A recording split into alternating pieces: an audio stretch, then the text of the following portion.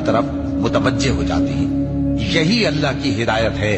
वो इससे जिसको चाहता है हिदायत देता है, और जिसको अल्लाह गुमराह रहने दे उसको कोई हिदायत देने वाला नहीं। और लोगों में बाज ऐसा है जो बेहुदा हिकायतें खरीदता है ताकि लोगों को बेसमझे अल्लाह के रास्ते से गुमराह करे और उससे हंसी करे।